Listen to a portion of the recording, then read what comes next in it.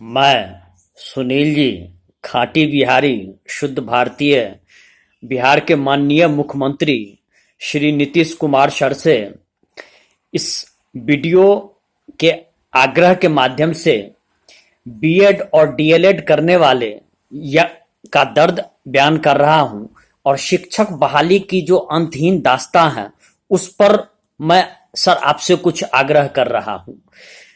सारा जीवन बीत गया सिर्फ जीने की तैयारी में इन छात्रों का सर। हालांकि सर सोच रहा था कि ये उचित समय है कि नहीं नीतीश सर बोलने के लिए, बहुत दिन से सोच रहा था। चूंकि कोरोना काल है और सभी सरकार परेशान है, आप भी परेशान होंगे और स्वाभाविक है कि इस वक्त में तो सरकार का तो सारा ध्यान इस बाढ़ और कोरोना के पीछे लगा हुआ है, मुख्य रूप से कोरोना और बाढ़ के पीछे। लेकिन सर इस बीच में इसके भी बारे में अंत में सोचा कि अब माननीय मुख्यमंत्री महोदय से आग्रह कर ही दूं।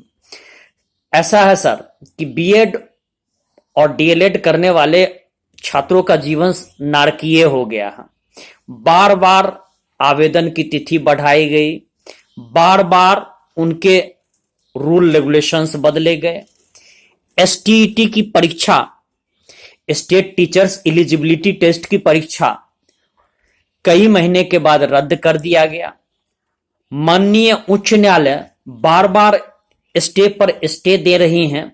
इसके कारण छात्र बीएड करने वाले और डीएलएड करने वाले पूर्ण रूपेण निराशा के गर्त में जा चुके हैं।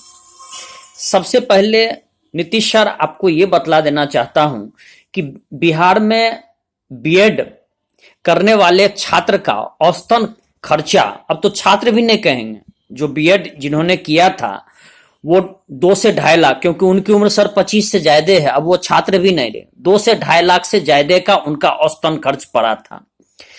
सरकार द्वारा सीधे स्थापित बीएड कॉलेज की बात छोड़ दें तो अन्य सरकारी मान्यता प्राप्त प्राइवेट बीएड कॉलेज जो थे उसमें आपको भी मालूम होगा और लगभग सबको मालूम है, सारे बिहार के लोगों को मालूम है कि 50% से अधिक प्राइवेट बीएड कॉलेज जो सरकार के द्वारा मान्यता प्राप्त हैं उसमें 50% तो राजनीतिक के ही द्वारे उसमें वही उनके सिरमौर हैं या नहीं तो शिक्षा माफिया थे। तो स्वाभाविक है कि सर उस समय जो बीएड के लिए नामांकन लिए थे उनसे सर निर्ममता पूर्वक धन दोहन किया गया था। नामांकन फीस तो सर अलग बात थी, एब्सेंट चार्ज, अनुपस्थिति चार्ज, फॉर्म भरने का चार्ज, मार्कशीट देने का चार्ज, सर कई तरह के चार्जेस लगा करके और कामधेनु गाय के तरह उन छात्र छात्राओं से वसूला गया पैसा सर। हजारों हजार, कई हजार, 20,000, 25,000, इस तरह के कई। उसके बाद ऐसा है कि औसतन डीएलएड, औसतन बीएड और डीएलएड करने वाले छात्र की उम्र सर 25 से 35 वर्ष के बीच होती है। इसलिए सर उनको छात्र भी कहना सही नहीं होगा, वो एक तरह से गार्जियन के स्टेज में चले आते हैं। इनमें से अधिकांश बीएड करने वाले जमीन जाल बेच करके, वस्तु स्थिति जान लीजिए कि माननीय मुख्यमंत्री सर नीतीश सर, मैं आपको विनम्रता पूर्वक कहना चाहता हूं कि बीएड करने वाले जमीन जाल बेच करके पैसा, एडमिशन फी जमा किए थे, कर्ज लेकर के जमा किए थे पैसा। कई महिलाएं गहना जेवर बेच करके इस आशा में जमा किए थे वहां कि कल को गवर्नमेंट जॉब मिल जाती है तो सुकून से जिंदगी जी लेंगे। लेकिन यहां तो अंतहीन सिलसिला चल रहा है सर। स्पष्ट भी नहीं है कि कब ये समय समाप्त होगी, इसकी कोई समय सीमा है कि नहीं। माननीय नीतीश सर, आपको आश्चर्य होगा कि 2011 का एसटीईटी के उत्तीर्ण करने वाले छात्र भी कुछ बचे ही हुए हैं।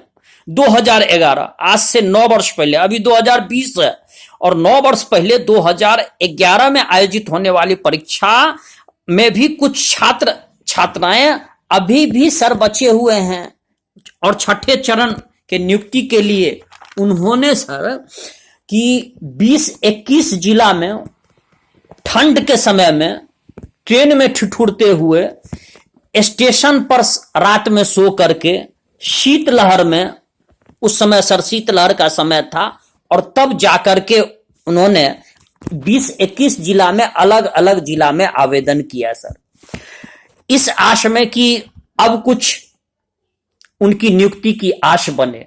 लेकिन सर ये तो सिलसिला चल ही रहा है।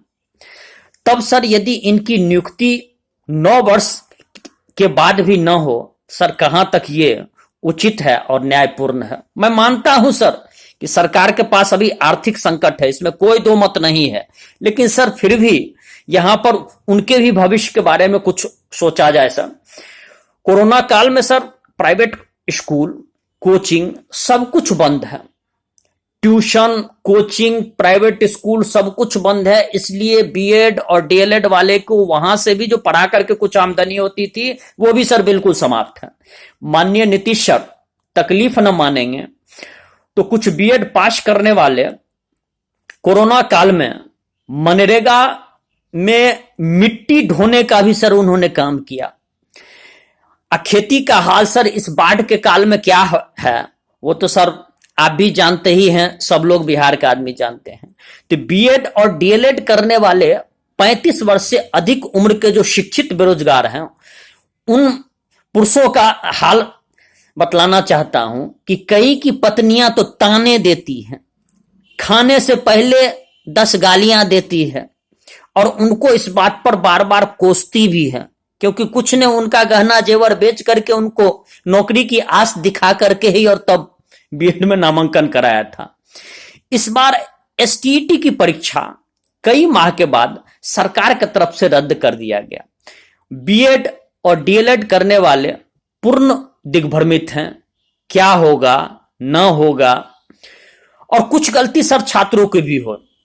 मुख्यमंत्री महोदय, मैं इसको विनम्रता पूर्वक इसको स्वीकार कर रहा हूं कि थोड़ी तकनीकी पेच को लेकर के उच्च न्यायालय के दरवाजे पर पहुंच जाते हैं, और वहां पर सर्विस मैटर के जो एक्सपर्ट अधिवक्ता होते हैं वो पिटीशन दायर करके और स्टे पर स्टे वो दिलाते रहते हैं, जिसके कारण ये समय का मामला बढ़ते चलता है।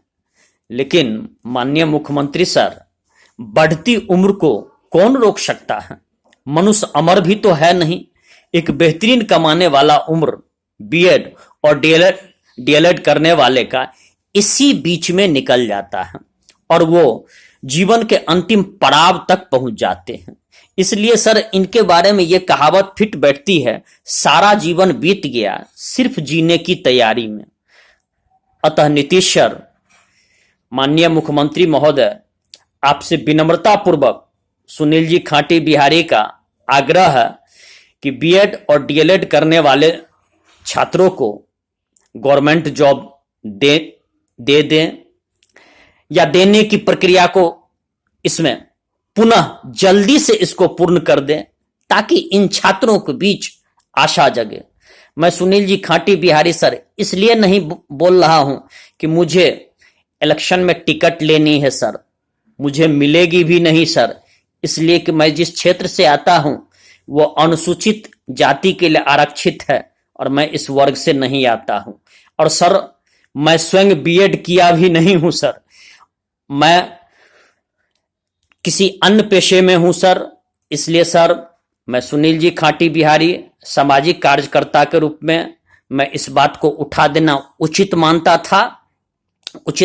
था और आप तक पहुंचाना जरूरी था, क्योंकि इन छात्रों का जो ये अकेले में रोते हैं, बीएड करने वाले, डीएलएड करने वाले की जो आंख से आंसू गिर रही है सर अकेले में, इनको ना कोई पूछने वाला है, ना इनकी कोई सुनने वाला है, ना इनकी पीड़ा को कोई लगता है कि हरने वाला है, और ये अपने दर्द को बयां भी करे तो कहां करे सर। इन्हीं उम्मीद करता हूं कि जल्द ही सरकार इस पर कोई अच्छी निदान लेकर के आवेगी, ताकि इन सभी छात्रों में एक नई आश और नई उमंग जागे। मैं सुनील जी खाटी बिहारी, माननीय नीतीश सर, आपको विनम्रता पूर्वक प्रणाम करता हूं और इसी के साथ विदा ले रहा हूं। जय बिहार, जय भारत।